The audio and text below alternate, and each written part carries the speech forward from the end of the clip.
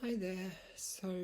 Just following up on my last video, which was about going to see a medium, and I went in with the intention of connecting to maternal or matrilineal lines, and that's exactly what happened.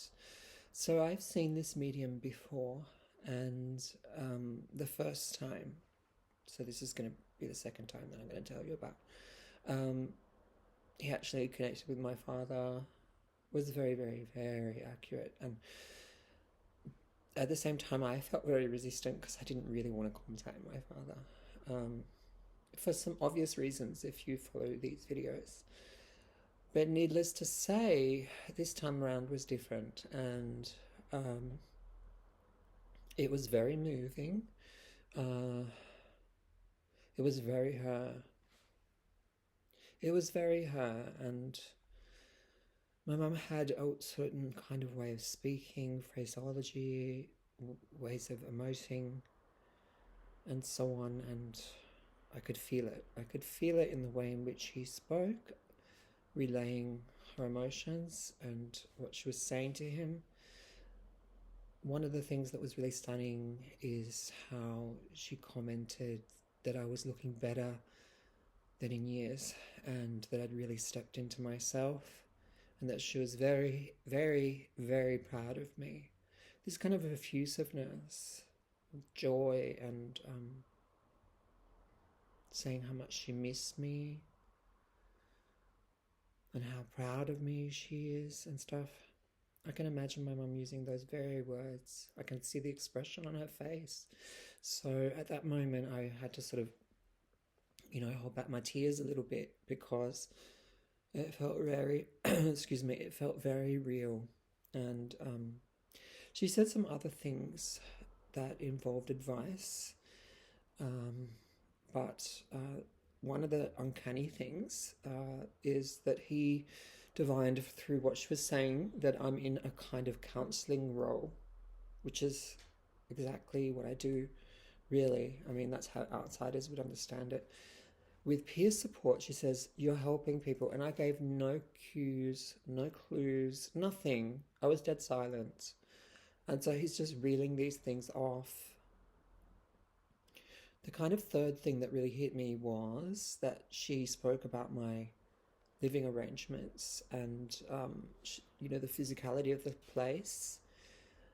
She said through him that it was like an industrial kind of building, and that's not that far from the truth. And there's definitely a lot of industrial buildings around here. But more to the point, it was her her underlining that I'm unfortunately living in darkness.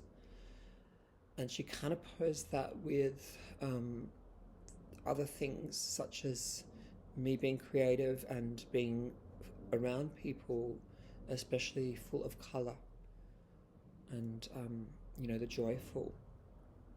So she basically pointed out that I should be moving out of this place.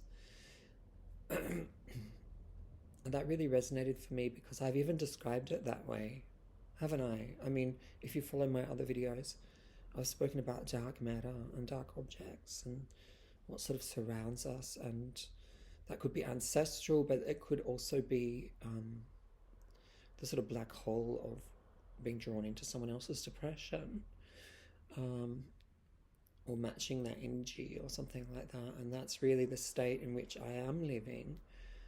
And I've already had a conversation independently with a friend where I ended up saying, I should just make a decision and move out. So, anyway, I sat with that, and it's a painful acknowledgement in some ways because I've been existing in this state of abeyance in the sort of ruins of a relationship where I'm not really embraced, but I'm there performing a role.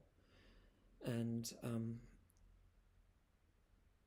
so generous and so forthcoming, but it really has its limits, and it's really wearing for me. But last night, after a day of refusing to come out of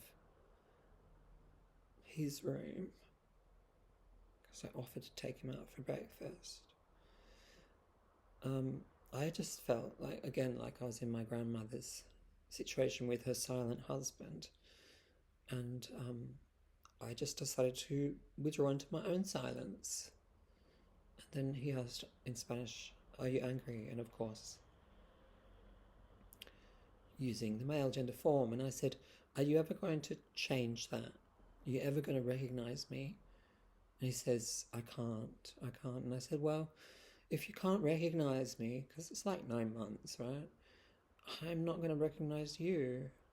Like, it has to go both ways. I can't be someone that's constantly there for someone else, including for their mental health, when they can't, at a very basic level, embrace me as I am.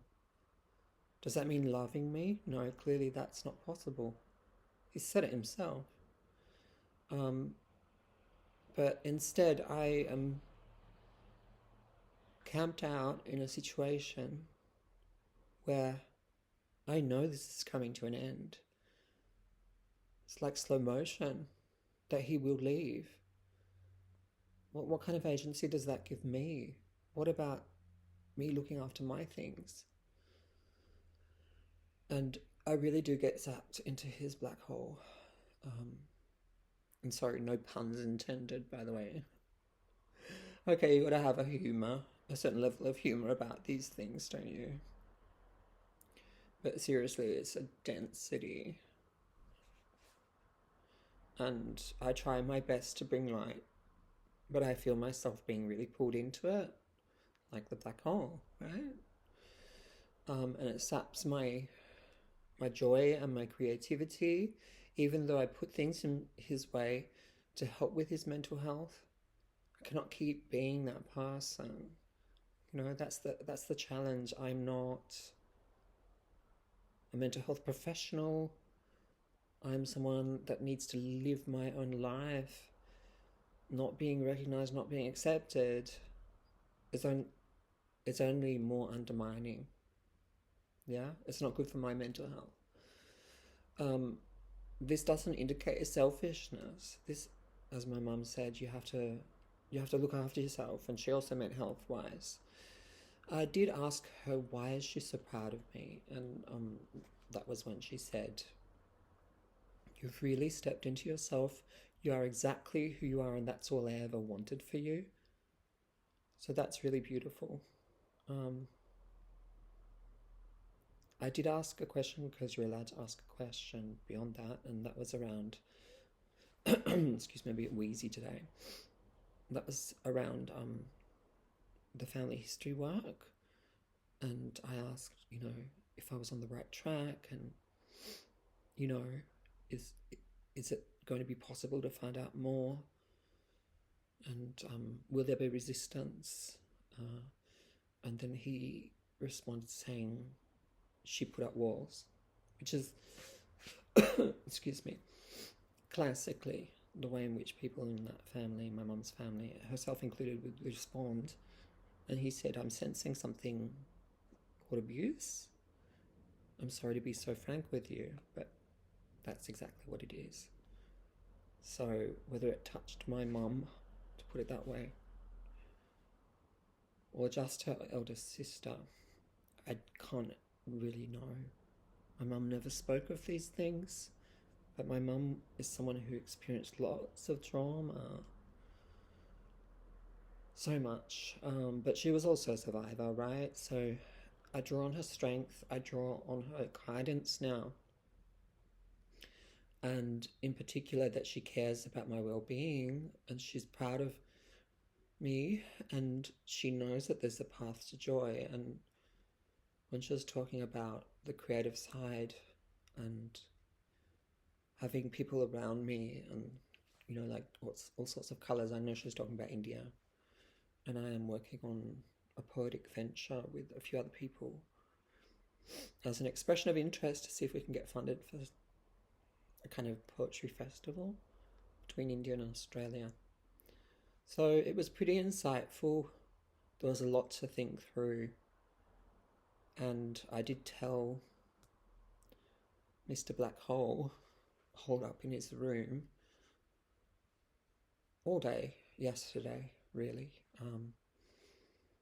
that this was the outcome of the reading, and that this is what my mum wants for me, and that she said the sooner I move, the better it will be for me.